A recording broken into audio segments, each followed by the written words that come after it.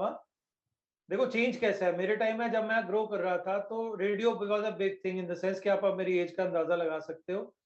तो बिनाका गीतमाला आता होता था, मीन से यानी जो हमारे टाइम पे लेजेंड होता था।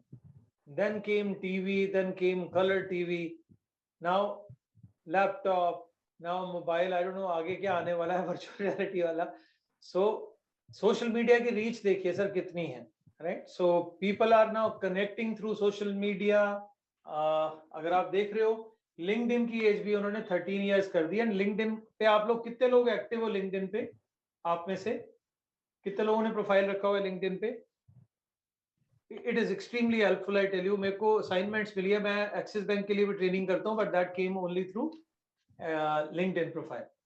somebody approached me from there. So it's a beautiful network. और जैसे हम नेटवर्क की बात इस सुबह से कर रहे हैं कि कैसे अपना दायरा बढ़ा सकते हैं, सो लिंक्डइन है, फेसबुक अकाउंट आई अज्यूम सबके पास है। फेसबुक, यस सर, फेसबुक सबके पास होगा ना। Yes. फेसबुक जो है, अब जैसे Yes, कुछ sir. लोग, जैसे योगेश जो मेरे को छोटा लग रहा है, योगेश की एज मुझे लग रही है कि वुड बी 30 से नीचे या मैक्सिमम 30 के आसपास होगा। योगेश कितनी एज है तुम्हारी? If you don't mind sharing with us, हम नहीं बताएंगे किसी को। योगेश, तो हाँ कुंतल मैम, हाँ जी, ओके। सो कहने का मतलब ये है कि फेसबुक जो है, आप थोड़ी एल्डरली लोगों को देखो, अगर बच्चों को बोलो ना बेटा तेरा फेसबुक पे फलाना, वो कहेंगे पापा आप पुराने हो गए हो, अब इंस्टा है, स्नैपचैट है, वो दूसरे दूसरे प्लेटफॉर्म पे मूव कर गए। सो जो सोशल मीडिया है, and why we are talking from the perspective of company also, someway और द अदर, जो हमारे जो क्लाइंट्स आने वाले हैं, they are very active at social media. हमारे एडवाइजर्स, हमारे सेल्स टीम को, हमारी कंपनी को कहीं ना कहीं they can't miss the bus, they have to embrace the technology, because 4 P's of marketing भी चेंज हो गए हैं अब। ज्यादातर उन्होंने बताया था कि 92% बायर्स जो हैं, जो आजकल के जो बच्चे, जो मिलेनियल्स वाले हैं, जनरेशन वाई या जी वाले हैं, they see the recommendation on the site, तब जाके प्रोडक्ट खरीदते हैं।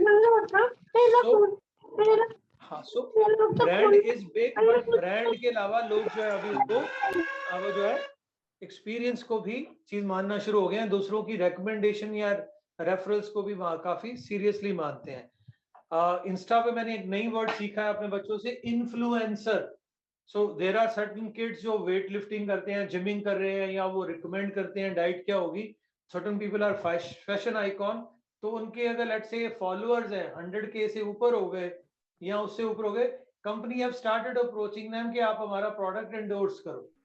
जिनके, अब इमेजिन कीजिए, जिनके मिलियन फॉलोअर्स हैं, उनकी एक तरीके की मार्केट वैल्यू बढ़ गई। बैठे बैठे ऐसे यूट्यूब पे कुछ लोग यूट्यूब के चैनल्स लॉन्च करते हैं, जैसे इंश्योरेंस में बहुत लोग हैं, जैसे ही वहां ट्रैफिक बढ़ता है उनका एक मॉनिटरी या एक मोनेटाइज कर लेते हैं, उनको पैसा आना शुरू हो जाता है।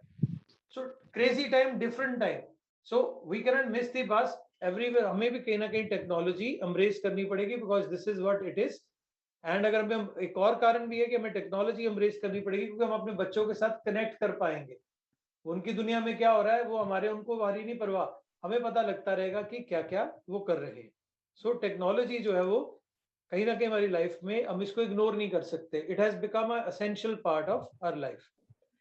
ये हम कहते हैं 4 जनरेशन ऑफ कंज्यूमर्स। अगर मैं, हम कस्टमर के पॉइंट ऑफ व्यू से समझने की कोशिश करें कि हमारी सोशल मीडिया स्ट्रेटेजी क्या होगी, अगर हमारे पास ये 4 तरीके के कस्टमर्स अभी पास है या कंज्यूमर्स है हमारे पास। जनरेशन जी आपने सुना होगा, या जनरेशन जेड वाले वो बच्चे हैं जो 1997 में पैदा हुए थे और यहाँ 2015 के बीच में पैदा हुए। आप अंदाजा लगा सकते हो 1997 वाले जो लोग पैदा हुए होंगे वो इस वक्त 25 साल के हो गए। तो 25 की एज में लोग कमाना शुरू कर देते हैं, most of them, and obviously they are now customers, हमारे कस्टमर्स भी बन सकते हैं। फॉलोड बाय मिलेनियल्स, ये 1980 से लेके 1996 के बीच के पैदा हुए बच्चे हैं। इनका भी बिहेवियर अलग होगा। ये बहुत लकी जनरेशन है, इस टाइम पे पैसे की माला माल था, मार्केट बहुत अच्छी कर रही थी, इंटरनेट बूम हो रखा था। इनका बिहेवियर आपको अलग दिखेगा, बिकॉज इन्होंने ये सारी चीजें देखी हैं। अब जनरेशन जी वाला जो है ना, ये बेचारे अलग की जनरेशन वाले हैं। इन्होंने लेमन ब्रदर भी देख लिया, ग्रेट मेल्टडाउन जो अमेरिका में हुआ, रिसेशन भी देख लिया, इन्होंने कोरोना भी देख लिया, अब ये वॉर भी देख रहे हैं। सो ये लोग, मगर देखोगे ये बच्चे जो बड़े हो रहे हैं ना, मेंटली ये बड़े सेविंग को लेके बहुत सिक्योरिटी मांगेंगे लाइफ में, बिकॉज इन्होंने तंगी देखी है या इन्होंने ऐसा टाइम देखा है जहाँ पे सेविंग चाहिए होती है। जनरेशन एक्स, ये वो लोग हैं हमारे जैसी कैटेगरी के, 1965 से लेके 1979 के बीच में पैदा हुए थे। इनका बिहेवियर अलग है। एंड बेबी बूमर्स, अभी हमारे इतने कस्पर तो नहीं रह गए, ये वो है 1947 से लेके 1964 में जो पैदा हुए थे, इनका बिहेवियर अलग है। सो एवरी जनरेशन, जो हम जनरेशन गैप बोले या कुछ भी जनरेशन की बात करें, they will throw up a different kind of a behaviour, their consumption behaviour also, their customer behaviour also. So इन्होंने चेंज नहीं होना, हमें इनके अकॉर्डिंगली चेंज करना पड़ेगा, because if we will not do it, market में बाकी कंपनीज इसको करेंगी। अब थोड़ा थोड़ा सा इनको बारीकी से देखते हैं, जनरेशन एक्स वाले कौन है। तो जनरेशन बेबी बूमर में छोड़ रहा हूँ क्योंकि I feel most of us, काफी लोग हैं जो इस वाली एज में होंगे। ये वो लोग हैं, जैसे मैंने पहले बताया, 1965 से लेके 1979 के बीच में ये लोग पैदा हुए थे। अब इनका बिहेवियर क्या है, एट्रीब्यूट्स क्या है जी इनके। एट्रीब्यूट्स इनके क्या है, इनकी करंट एज जो है वो इस वक्त 42 से 56 साल की है। ऑब्वियसली ये एज ऐसी है कि जहां पे पहले को समझाने की कोशिश करें तो ये नहीं समझेंगे, बिकॉज इनके पास एक्सपीरियंस है। तो ये इनको ये नहीं अच्छा लगता कि क्या करना है, दे डोंट लाइक इट।